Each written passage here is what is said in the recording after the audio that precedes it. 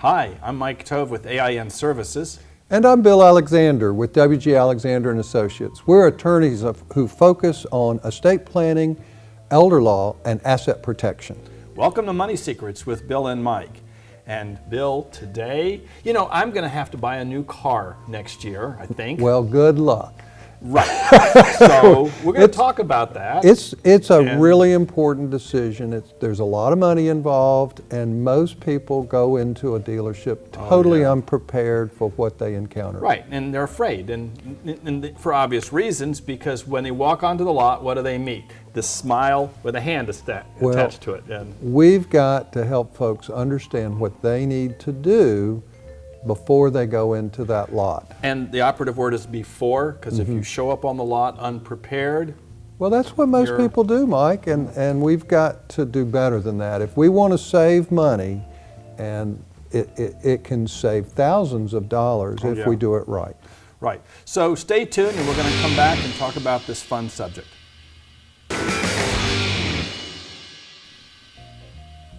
Hey, welcome back. So you know what, Bill? One of the things, I've seen this so many times, and I know you have, is that folks are afraid to try to negotiate. Well, truthfully, Americans as a whole, we're just not very good at it. No, it's not part of our culture. Right. And there are times when you don't. I mean, truthfully, the car dealerships is when typically it is the one place where if you don't negotiate, you're really going to be taken advantage of. And so there's two ways of doing it. One is that you just walk onto the lot and you accept whatever they hand you, and you'll get a car. You will, and you'll pay thousands of dollars more than other folks for doing that. For the same car. Absolutely. Yeah. Or you can do a little bit. So let's talk about and the whole today is really the money secret is just how do you do this? Right. And so, and of course, there's a lot to know about what you have to do in order to negotiate effectively. And for those of you that are wondering, is it worth it? Let me tell you, it is worth it. You can save thousands and thousands and thousands of dollars on a car if you do it right. Well, that's right. And of course, there are some dealers at this point, new and used, that basically say, we don't negotiate. Come to us because we don't negotiate. We have a fair price. What about that? Oh, yeah, well, if you want to believe that, I have a bridge for sale that's in Brooklyn. So. Well, the bottom line is that if you're willing to negotiate and you do your homework, you can actually get a much better deal from a different type of dealership. Right. And so we're going to talk about this a little bit, but I think the first thing we need to talk about is preparation, or as you have said, research, research, research. Right. Well, and part of that, obviously, you have to start with, okay, what am I looking for? Am I looking to buy a brand new car? Yep. Am I looking to buy a used car? Pre-owned. Pre-owned, okay. Yes. Pre-owned versus do I want to lease a vehicle? Right. And there are advantages and disadvantages for each methodology. And I think we do need to at least take that into consideration. Yeah, absolutely. So let's talk about new versus pre-owned. What do you think? Well, the value of buying a new car is that you're the only owner. True. Or at least the first one. The value of buying a pre-owned car is that when you drive a new car off the lot, it starts to depreciate pretty much with the mile. Right, and in fact, it depreciates a lot the moment you drive a car off the lot. And depreciate means it's worth less money than what you've just paid for it. Let's start with one quick money secret. Okay. And you walk onto the lot and you walk up to the car and you see that sticker in the window, the manufacturer suggested retail price. MSRP. MSRP. And the dealer goes, and he points to it, right? And he goes, hey, well, that's what it is.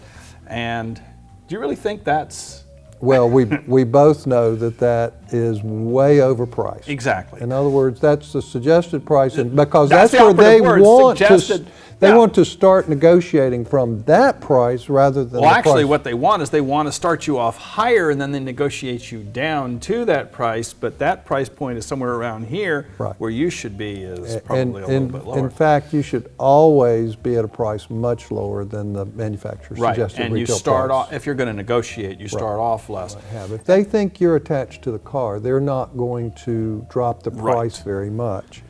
And so part of that is just having the attitude that I can walk away from this. Well, that's rule number one in any kind of, if you go any other country besides the United States and you see people that are experienced where bargaining is part of the culture, rule number one is be willing to walk away. Because half the time, when you're halfway out the door, they will say, come on back, let's talk. So those are just some basic new car topics. Let's take this out onto the street. We're just kind of curious to see what folks out there think. So do you buy a new car or buy used or pre-owned or leased, or do you prefer to do a specific one?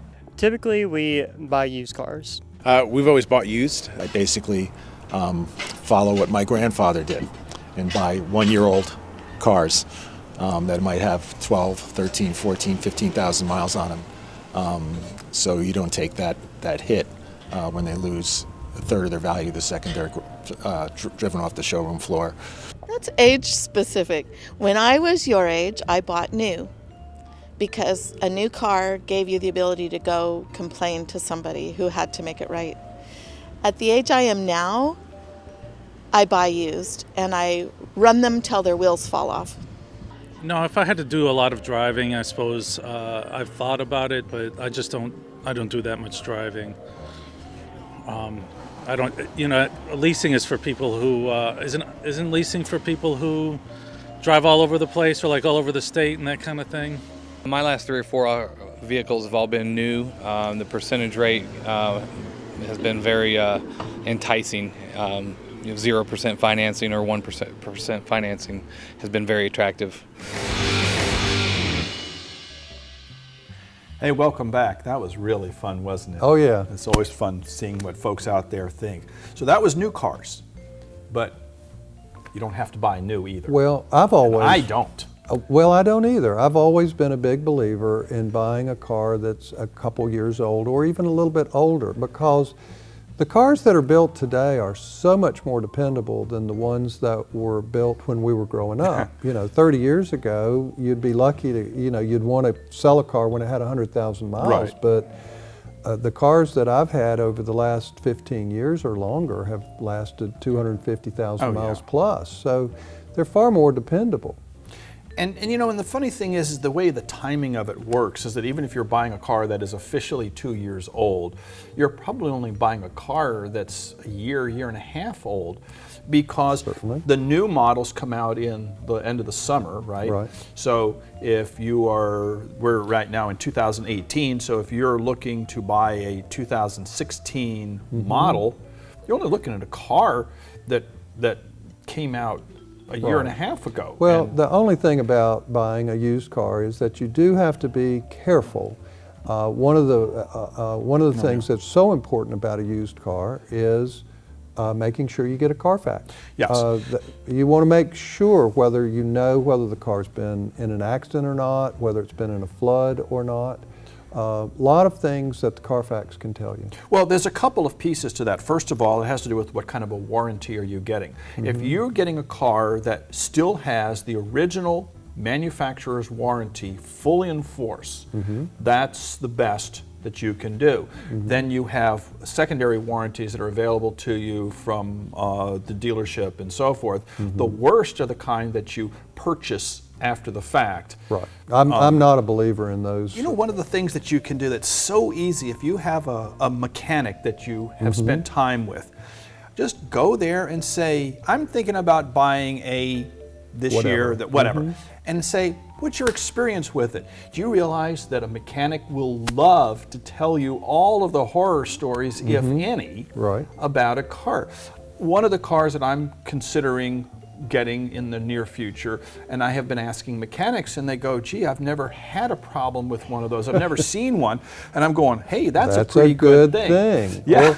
Well, I mean, sometimes you'll talk to a mechanic and you'll talk about a particular model, and they'll say, well, you know, those cars are in here all the time, but there's another model that's similar to it that we don't see. And, and there's another piece, is how expensive is it to repair the car? Right. You get two cars from competing manufacturers, okay, that have approximately similar quality, but one of them is going to be up here to repair, and one of them is only going to be here to repair. Can make a difference, and that's sure, it makes a huge difference. That can be true, particularly of the more expensive brands, the European brands, and for sure that can certainly be the case. Well, you know, there's another thing that's really important in terms of the selection of the model, and that's the insurance cost that goes with it, because you should always know what the insurance cost will be for each model that you might be interested in, because if you're, for instance, interested in a car that's considered a sports car, the insurance that you pay will be much higher, particularly if you have young people in your family that are drivers. Or worse, are about to become drivers. I assure you, as the father of a couple of teens, I assure you that happens. Absolutely. And but sometimes you can get a very similar model that doesn't have the sport car piece, where the liability insurance is much less expensive. Well, that's all that goes. Part of what goes into purchasing cars. How much is it going to cost me? Well, the other cost is, the obvious one, is that mileage. Right. You know, if you're buying a car that's only getting 20 miles to the gallon versus buying a gas electric hybrid that's getting 40 miles to the gallon, your cost after the fact, just from the gas that you're putting in it, is half with the higher mileage car, and of course, it adds up. In some states, you get a tax credit with the with cars like yours, that you know, the hybrids or the all-electric vehicles. But well, that's a whole different kettle of fish. But that's something that can be factored into it as well. So we're going to go out and talk to some more folks and see what they say about used cars and or pre-owned. So stay tuned, and we'll be right back. When it comes to buying cars, do you prefer to buy new, buy used, or pre-owned, or lease, or do you have a preference for any of those? I've always bought used. I like to buy used cars often, so I tend to buy and sell and flip and that sort of thing. I currently have a pre-owned car that I've had for a few years, and we're paying it off. But the car I'm driving right now is a Jeep, and it's about 20 years old, and I'm just going to drive it into the ground, I think. Generally, that seems to be more of a better value, because when you buy a brand new car, from what I understand, as soon as you drive it off the lot, it depreciates in value quite substantially. I have a stick that holds the tailgate up and everything, and it's embarrassing. It's embarrassing, but at the same time, you have something that lasts that long in modern America. That just doesn't happen. Everything breaks after like a couple of uses.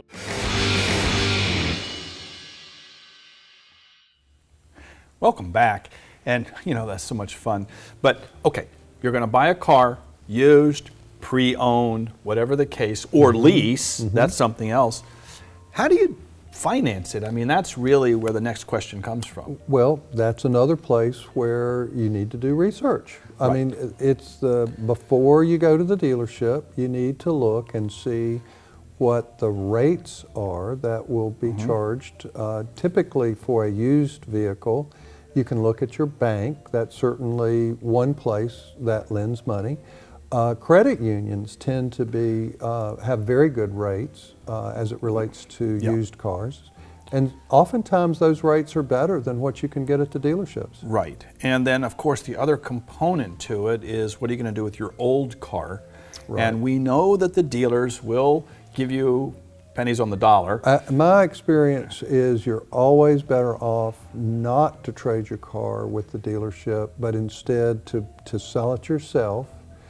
And it can mean thousands of dollars again for you, because the dealers make a lot of money on both ends of the transaction in terms of what they give you for your car as well as what they sell you a new or used car. Sure. But here's the secret. if you're interested in a lease car because of what appears to be the cost, be very, very careful, because it's all about how many miles you drive. If you drive very few miles, then a leased car is actually a pretty good deal. But by very few, in other words, if you don't have a long commute to work and you only drive, on that commute or to church on Sundays, that sort of thing, then a lease car can be good. But to the degree, because also the fewer miles you put on a car, you can actually negotiate your lease down if you're willing to take a low mileage lease. But most people actually drive much more than what a lease car will work for them, and it was certainly true for us. And so I'll never buy a lease car again. But it's important for folks when they lease a car, that there's upfront money that they have to pay, normally a couple $1,000s, to be able to get the lease car. And what you don't know oftentimes is that there's a lot of cost in terms of turning the car in 2 or 3 or 4 years later. Especially if you exceed what you negotiated. If you exceed the mileage, you are in trouble financially. But even if you don't exceed the mileage, there's a turn-in cost. If you have a lease that's more than a couple years in terms of the term, you probably will have to replace the tires before you turn it in, or they will charge you an exorbitant fee to replace the tires as part of the turn-in. That sounds very much like when you rent a car and they offer to fill your tank for you at the end. It's Same kind of thing. But the thing about it is that the leases sound better than they really are. They're only designed for low mileage drivers. Well, the more you get away from buying the stock car. You have options that you want. Whistles and bells. Bells and whistles. If the more options you want, the more you are going to have to pony up at the bar for what you get, because the choices are increasingly limited. Well, that's more true with a new car than it is with a used car. Oftentimes you can get whistles and bells, if you will, with a used car if you can find the car that has them. But therein lies the trick, because the people that have the cars with the higher end packages, they know what they've got. Well, that's true, but when they get on the market, oftentimes you don't have to pay, or at least you don't pay near as much for all the bells and whistles. Right, and one of the things to try to look for, and it's tough, but at least from a research standpoint, is how long has the car been on the market? The longer the car has been on the market without actually having sold, the more negotiating opportunity there is. Right. And of course that brings us back to negotiate, because you can get a much better deal for yourself, no matter what kind of car that you want. Right. So let's take a short break, and then we're going to come back and wrap it up with the money secret, although I think everybody knows where we're going with that. So stay tuned. When it comes to getting a new vehicle, would you recommend customers buy new, buy pre-owned, or lease a vehicle? I'd recommend new right now. The incentives are really high through the manufacturer. There's always advantages to buying pre-owned depending on price point of the vehicle you're looking at. But right now, new cars are there's some really good deals on new vehicles right now. So with leasing, it's definitely beneficial if you're looking at keeping a vehicle for a shorter period of time.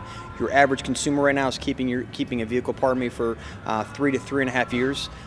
So leasing is beneficial in the sense that you're able to, at the end of those 3.5 years, depending on the lease you choose, you have the options of selling it, buying it outright, or simply turning it in and getting a new vehicle. So definitely some advantages to leasing right now.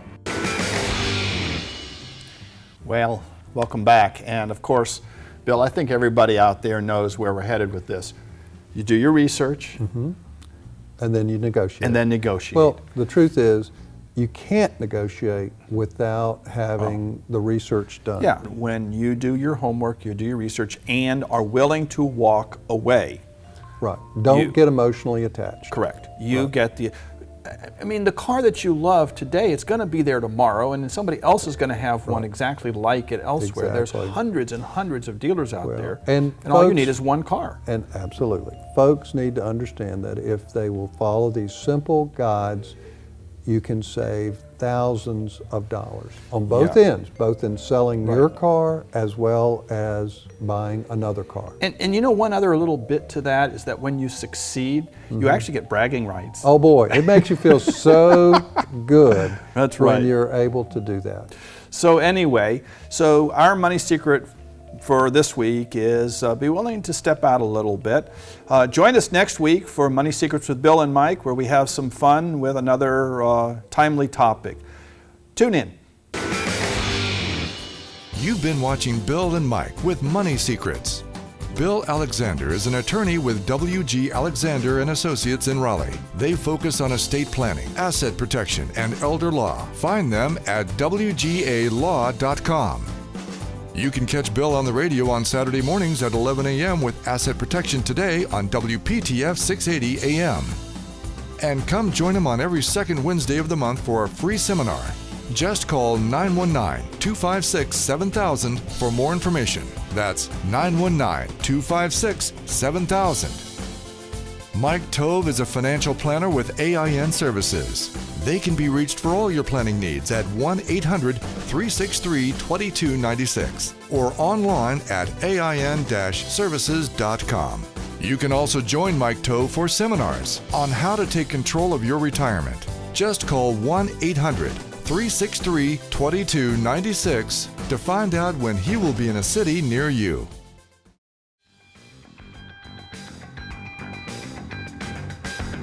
Would you like a copy of the new book, Money Secrets with Bill and Mike? Visit us at moneysecretstv.com. That's moneysecretstv.com.